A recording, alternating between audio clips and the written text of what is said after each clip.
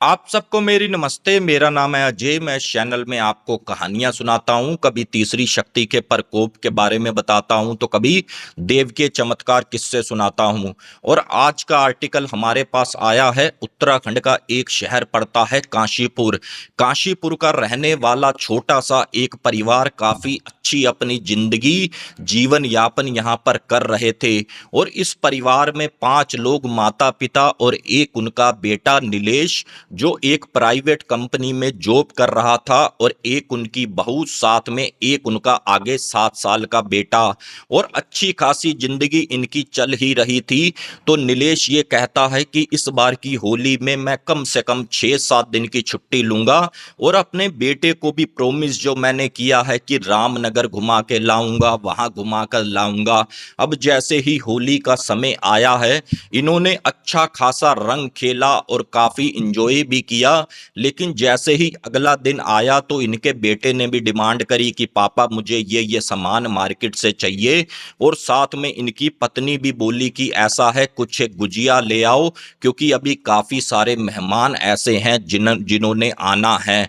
अब ये चला जाता है अपने बेटे को लेकर पैदल पैदल ही काशीपुर की गलियों में। अब ये जैसे ही गया है तो रास्ते में एक इसको टोना टोटका किया हुआ रखा दिखा, जिसमें कुछ एक तरह की मिठाइयां रखी थी, कुछ एक तरह के खिलौने रखे थे, कुछ एक तरह का नारियल रखा था, जो भी टोने टोटके में सामान यूज होता है। और ये नजर इसके बेटे की भी उसमें पड़ गई।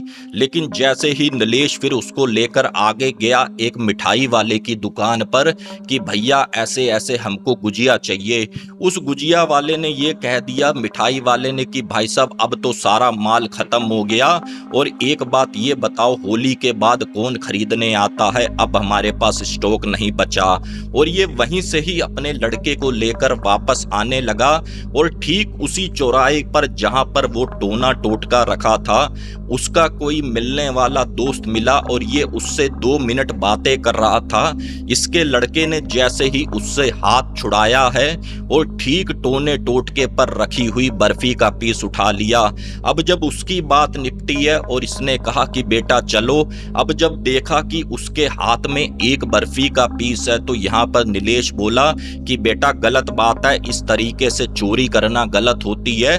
अगर तुमको चाहिए थी तो मुझको बोल देते, ऐसे किसी की मिठाई की दुकान से बर्फी नहीं उठाते। इतना कहा है और ठीक 2 कदम आगे को बढ़े होंगे तो यहाँ पर नीलेश ये बोला कि चलो बेटा आपने उठा ली, कोई बात नहीं, इसमें से 50-50 कर लें क्या। उसका बेटा आधी बर्फी देता है तोड़कर और नीलेश खा लेता है। लेकिन जब उसका लड़का ऐसे मुंह के पास लेकर जाता है बर्फी तो उसको महक आती है, वो तो वहीं की वहीं फेंक देता है। अब ये जैसे ही घर पहुंचे हैं और जो इसने बर्फी खाई थी टोने टोटके की, उसने भी तत्काल रूप से प्रभाव करना शुरू कर दिया। यहाँ पर नीलेश ये बोला कि देखो जी मेरी तबीयत खराब हो रही है, मेरा सिर भारी काफी ज्यादा हो रहा है। और ये अक्सर होली के समय में होता है, क्योंकि काफी सारे रंगों का उड़ना और एक दिन पहले अच्छी होली खेलनी, थकान हो ही जाती है। इसने एक चद्दर पकड़ी है और ठीक अपनी छत पर चला गया, चारपाई पर लेट गया। लेकिन भाई कोई कितनी देर तक लेट लेगा, 1 घंटा, आधा घंटा, 2 घंटे, 3 घंटे। अब यहाँ पर जैसे ही शाम के 3 से 4 बजे हैं, उधर नीलेश के जो भैया भाभी थे काशीपुर के दूसरी जगह रहते थे, वो भी मिलने के लिए आए होली। और ये कहा कि नीलेश कहाँ हैं। तो आरती ने ये सोचा कि भाई मैंने तो ध्यान ही नहीं दिया, कब से वो छत पर ही सो रहे हैं, चलो जी भैया आप यहाँ बैठो, मैं उनको बुला कर लाती हूँ।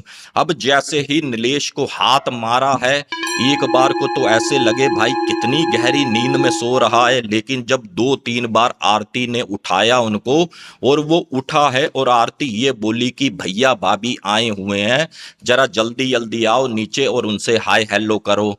अब यहाँ पर नीलेश बोलने की कोशिश करे लेकिन उसकी आवाज ना निकले। आरती बोली क्या हो गया, और नीलेश ऐसा महसूस हो रहा था जैसे किसी ने नीलेश की जीभ पकड़ रखी हो। अब यहाँ पर फिर आरती ये बोली लगता है आपकी तबीयत खराब हो गई, ऐसा करो नीचे चलो, पड़ोस वाले डॉक्टर के पास लेकर चलते हैं। और एक काशीपुर के काफी अच्छे डॉक्टर थे, ये उनके पास लेकर गए। तो डॉक्टर भी बोले कोई टेंशन की बात नहीं है, त्योहारों में अक्सर हो जाता है ऐसा, बुखार बुखार आना नॉर्मल सी बात है। इनको दवाई दी और सीधे के सीधे ये लेकर आ गए इनको घर। लेकिन समस्या इनके आगे वही कि जैसे ही बोलने की कोशिश करें और ऐसे बोल रहे थे जैसे इनकी जीभ किसी ने पकड़ी हुई है। इनके माता पिता ने कहा कि बेटा तू साफ बोल क्यों नहीं रहा, क्या बात हो गई।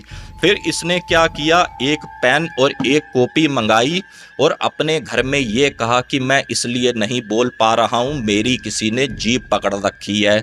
और इनकी मम्मी पुरानी थी, गांव की थी, इन सब चीज़ों को भी जानती समझती थी। तो इनकी मम्मी ने ये कहा कि बेटा जिसने तेरी जीभ पकड़ रखी है वो इस समय है कहाँ। फिर इसने लिख कर बताया कि मम्मी वो मेरे शरीर से लिपटा हुआ है और उसका हाथ इधर से घूम के आया हुआ और इस तरीके से मेरी जीभ पकड़ी हुई है। इसकी मम्मी भी डरी तो इसके पापा ने ये कहा कि बेटा वो तुझे क्या दिख रहा है अभी जिसने तेरी जीभ पकड़ी है। तो इसने ऐसे कर कर सिर हिलाया। अब यहाँ पर फिर इसकी मम्मी बोली कि ऐसा है बहू रानी, जो अपने पड़ोस में रहते हैं एक गली छोड़कर भाई भगत जी को दिखाओ, क्या पता वो यहाँ से सही कर दें। और इसकी वाइफ भी भाई भागी है उसी भगत जी के पास जो बालाजी के काफी तगड़े भगत थे। और वो भगत जी ने भी देर नहीं लगाई, सीधा इनके साथ आ गए। अब ये जैसे ही भगत जी ने देखा है और ये अपना लेटा हुआ है और इसके शरीर का जो भी अब जान थी ऐसे लग रहा था वो प्रेत आत्मा खींचते चले जा रहे हैं। अब यहाँ पर भगत जी ने ये कहा आरती से कि आरती ऐसा करो, एक पानी का लोटा मुझे लाकर दो। और जैसे ही पानी का लोटा लाकर दिया है ठीक उसके सीने पर रखा है और भगत जी ने कुछ एक मंत्र जाप किए हैं तो भगत जी को साफ साफ दिख गया कि इसके साथ कोई एक प्रेत नहीं है, इसके साथ कम से कम 6 से 7 हैं। अब यहाँ पर भगत जी ने ये पूछा कि भाई कहाँ से लगे हो। तो फिर नीलेश की आवाज जो थी ऐसा महसूस हो जैसे किसी ने जीभ पकड़ रखी है। तो भगत जी कहते हैं कि भाई मैं बात कर रहा हूँ, थोड़ा जीभ को छोड़ दे, फिर तुम मेरे से बात कर, फिर उसके बाद जो होगा सो होगा। यहाँ पर जैसे ही भगत जी ने ये बोला है तो उसकी जीभ छूटी और साफ साफ नीलेश ये बोला कि भाई तू यहाँ से चला जा, तेरा यहाँ पर कोई काम नहीं है। तो भगत जी का कहना था ठीक है भाई मैं यहाँ से चला जाऊंगा, लेकिन तू ये तो बता कि इसको लगा कहाँ से है और कहाँ से इसके साथ आया है। अब यहाँ पर वो जो नीलेश था वो इस तरीके से सिर करे, इस तरीके से सिर करे। तो यहाँ पर भगत जी का कहना था कि देख भाई मेरे से नजरें मत चुरा, साफ साफ मुझे बता तू आया कैसे है। तो यहाँ पर फिर वो प्रेत शक्ति बोली कि मैं मीठे से आया हूँ और इसके साथ तभी लगा हूँ। तो यहाँ पर भगत जी का कहना था कि मीठे से आया है, तेरा स्थान कहाँ था, तू रहता कहाँ से था और इसके साथ लगा कहाँ पर था, मुझे खुलकर पूरी एक एक बात बता। फिर वो प्रेत शक्ति ये कहती है कि भाई मैं चौराहे से इसके साथ लगा हूँ और जो मेरा स्थान है मैं शमशान घाट के ठीक बाहर रहता हूँ और इसके पास सिर्फ 3 दिन का समय है और हम इसको लेकर यहाँ से चले जाएंगे। अब जब इतना कहा है तो इसके माता पिता भी काफी टेंशन में और भगत जी ये बोले कि देखो एक तो इसके भाई कमर के साथ लिपटा हुआ है और 3-4 ऐसे प्रेत हैं जो इसके पीछे खड़े हुए हैं और मेरे को देख रहे हैं, छुप रहे हैं और इसका उतारा करना पड़ेगा। बाबूजी अम्मा तुम ऐसा करो, तुम भी यहाँ से बाहर चले जाओ और आरती तुम भी यहाँ से बाहर चले जाओ, बेटे को अपना बाहर ले जाओ, क्योंकि जो ये चौक चौराहे की शक्तियां होती हैं ये तुरंत भाई साहब इसके ऊपर से उतरेंगी। कहीं तुम्हारे ऊपर आ गई, कहीं दूसरे के ऊपर आ गई तो समस्या बढ़ जाएगी। अब यहाँ पर इन्होंने क्या किया, घर से बाहर क्या जाना था, ठीक गेट के पास खड़े हो गए और भगत जी ने फिर उससे सवाल जवाब किया तो उसने ये कहा ठीक है कि मैं इसके ऊपर से तो उतर जाऊंगा लेकिन कुछ एक मेरी डिमांडें पूरी करो। यहाँ पर जब डिमांड बोली कि भाई क्या चाहिए तो बोले मुझे एक बोतल चाहिए पीने वाली, समझ ही रहे हो आप कौन सी बोतल, और एक मुझे चाहिए मांस 1 से 2 किलो का। अब यहाँ पर भगत जी ने इनके उनसे कहा आरती से कि ऐसी ऐसी डिमांड हो रही है और आप ये सामान का प्रबंध करो और यहाँ से नीलेश सही हो जाएगा। लेकिन जो प्रेत शक्तियां होती हैं भाई, ऐसा बात नहीं होती कि वो खाली उसी पर ही सवार रहें, वो घर के और भी लोगों का दिमाग घुमाना जानती हैं। अब यहाँ पर हल्का सा आरती का दिमाग घूमा और ये बोली कि पंडित जी आपसे ये उम्मीद नहीं थी, आप खाली अपने मतलब के लिए ये चीजें मंगा रहे हो, आपको पीनी होंगी, आपको मांस खाना होगा और आप खाली नीलेश के माध्यम से आप ये सामान मंगा रहे हो। तो यहाँ पर पंडित जी ने इस तरीके से हाथ जोड़ दिए और ये बोला कि देख मेरी छोटी बहन, मैं तो लहसुन प्याज भी नहीं खाता, लेकिन जो ये मांग रहे हैं मैं खाली उनकी डिमांड पूरी करवा रहा हूं। और यहां पर आरती काफी गुस्से से बोली कि भगत जी आप यहां से चले जाओ, आपके बस की कुछ नहीं है कि मेरे पति को आप सही कर लो। और इतना ये बोल रही है और उधर नीलेश इस तरीके से हाथ मारकर हंस रहा है, हल्की हल्की हंसी। और भगत जी समझ चुके थे कि भाई ये आरती नहीं बोल रही, ये एक प्रेत शक्ति के माध्यम से कुछ ना कुछ बोल रही है। अब यहाँ पर भगत जी कहते हैं ठीक है भाई, अगर तुमको मेरे पर भरोसा नहीं है तो मैं यहाँ से चला जाता हूँ। और इसके माता पिता ने भी काफी उनके भाई धोखा कि भगत जी वो तो चलो बच्ची है, आप तो समझदार हो, आप रुक जाओ। यहाँ से फिर भगत जी बोले मुझे सब पता है कौन इसके ऊपर सवार हो चुका है, लेकिन अब एक बात ये बताओ, सामान नहीं होगा तो मैं इसका उतारा कैसे करूंगा, और जब आप सामान का प्रबंध कर लो तो मुझे बता देना, मैं इसका आकर उतारा कर लूंगा। और इतना तो हो हल्ले होते के साथ ही जो भी अड़ोसी पड़ोसी थे वो भी आ जाते हैं, क्या हो गया, कैसे हो गया, किस तरीके से हो गया। तो एक भगत जी और मिले, जब उनको दिखाया तो यहाँ पर वो भगत जी थोड़े आधे अधूरे थे, उन्होंने तो लगभग 5-7 मिनट आधा घंटा देखा तो वहां पर सरेंडर कर दिया। बोले भाई मेरे बस की बात नहीं है और इसके पीछे तो पूरी की पूरी बारात है, मैं इसका उतारा करने में कैपेबल नहीं हूं।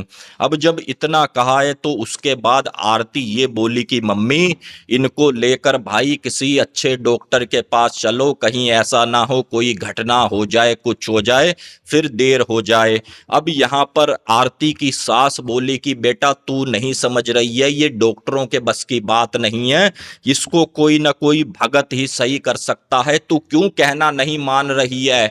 और जो इसके ऊपर प्रेत आए हैं उसने कह दिया है कि मैं 2 से 3 दिन के अंदर इसको भी अपने साथ ले जाऊंगा। और इसी बीच में ही घंटों के साथ साथ नीलेश का वेट भी गिरता जा रहा था। जो 80-85 किलो का एक अच्छा एथलीट, अच्छा बंदा, उसका वजन यहां पर लगभग 7 से 8 किलो गिर चुका था।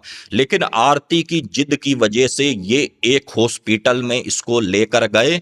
अब जब डॉक्टरों ने इसके चेकअप किए हैं तो वो भी हैरान हो गए कि रिपोर्ट बिल्कुल यहां पर नॉर्मल, और कुछ जांचें तो इतनी अच्छी आई हैं कि जैसे एक खिलाड़ी होता है, एक भाई एथलीट होता है, उस तरीके की इसकी आई। तो यहां पर वो डॉक्टर कहता है कि भाई इसको कोई भी दिक्कत नहीं है, कई बार हो जाता है बॉडी में पानी का लेवल कम, उस कारण भी तबीयत खराब हो जाती है। और आरती ने क्या किया, जो भगत आए थे घर में 2 जने, उनके बारे में भी पंडित जी ऐसे ऐसे हमारे घर में आए डॉक्टर साहब, उन्होंने ये कहा है। अब जब पूरा आरती ने डॉक्टर साहब को बताया तो पहले तो डॉक्टर ने ये कहा कि आपको मेरे को बताने का तो ये सेंस बनता नहीं, चलो आपने बात करी है तो यहाँ से मैं ये बता दूं कि देखो इस तरीके से ऐसा कुछ भी नहीं होता, भूत प्रेत आत्मा ये सब बेकार की बातें हैं। देखो हम तो साइंस को मानते हैं, साइंस से ही बात करते हैं, और आपके हस्बैंड को भाई ये सही हो जाएगा, बस थोड़ा सा समय दो इनको। अब जब इतना कहा है तो उधर नीलेश एकदम से बोला, ओ भाई डॉक्टर, तू उस कॉलेज का पढ़ा हुआ है ना, तेरा ये रोल नंबर था, इस कैंटीन में तू ये खाना पसंद करता था। जब इतना कहा है तो वो डॉक्टर भी हैरान हो गया कि भाई इसको मेरे कॉलेज का कैसे पता चला कि जहाँ से मैंने एमबीबीएस करी थी, और यहाँ तक कि मेरा रोल नंबर भी ये बता रहा है। फिर वो डॉक्टर कहता है देखो जी आप ऐसा करो किसी भगत को ही दिखा लो, किसी पंडित को ही दिखा लो, क्योंकि यहाँ पर मामला थोड़ा सा अलग है। अब ये ठीक घर लेकर आते हैं तो इसके सास ससुर काफी जिद करते हैं कि देख बेटा, आज एक दिन बीत गया, इसकी हालत गिरती जा रही है, इसका वजन गिरता जा रहा है, और बेटा तू सीधा जा उसी भगत जी के पास और भाई हाथ पैर जोड़ो, उनको लेकर आओ। और वो भाई भगत जी भी आप ये समझ लो शायद इनका इंतजार कर रहे थे। घर में इन्होंने नीलेश के नाम की पूजा करनी स्टार्ट कर दी थी। अब आरती सीधा भगत जी के घर आती है, दरवाजा खटखटाती है कि भगत जी हमसे गलती हो गई, आप जल्दी से हमारे घर आओ और भैया उनको सही करो, उनकी तबीयत बिगड़ती जा रही है। अब ये जैसे ही भगत जी फिर से आए हैं, फिर से भाई इनके पड़ोसी भी 5 7 8 लोग दरवाजे पर खड़े हो गए और भगत जी ने फिर सबसे यही बात बाहर निकल के कही कि देखो यहाँ से मैं प्रेत हटा रहा हूँ, अगर किसी के साथ हो लिया तो कल को मुझे मत पकड़ना कि भाई ये समस्या हमारे साथ कैसे हो गई। अब जब इतना कहा है तो वहां से सारे के सारे लोग एकदम से छू मंतर हो गए, क्योंकि सबको अपनी जान भी प्यारी है कि किसी की बाधा हमारे गले ना पड़ जाए। अब यहाँ से भगत जी ने फिर से वही डिमांड रखी तो आरती ने अपने पड़ोसी से ही कहा कि भैया ऐसे ऐसे सामान ला दो, एक तुम बोतल ला दो और 1 किलो मुर्गे का मीट ला दो। और उस वो पड़ोसी भी इतना अच्छा निकला, उसने अपनी बाइक उठाई, तुरंत आधे घंटे के अंदर दोनों सामान लाकर पंडित जी के हाथ दे दिए।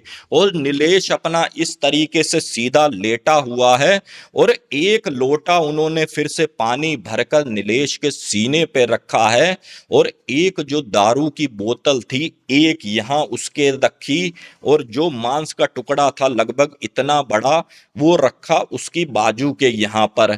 अब यहाँ पर सबको साफ साफ जो उसके माता पिता आरती गेट से देख रहे थे, इनको साफ साफ दिखा है जैसे बोतल पीछे को खिंची है। अब बोतल खिंची और 1-2 मिनट के बाद वो बोतल में ब्लास्ट हुआ, बोतल टूटी। अब ये बोतल जैसे ही टूटी है तो नीलेश उठकर बैठा है। पंडित जी राम राम, पंडित जी नमस्कार, कैसे आना हुआ पंडित जी हमारे घर में आज इतने दिनों के बाद। अब जब ये सब चीजें देखी हैं तो ये भी हैरान हो गई आरती की भाई मेरा पति तो यहाँ पर नॉर्मल हो गया। फिर पंडित जी कहते हैं कि ऐसा है गेट पर मत खड़े रहो, तुम सब लोग तीनों चारों अंदर आ जाओ। तो यहाँ पर फिर आरती कहती है क्या पंडित जी मेरे पति बिल्कुल ठीक हैं।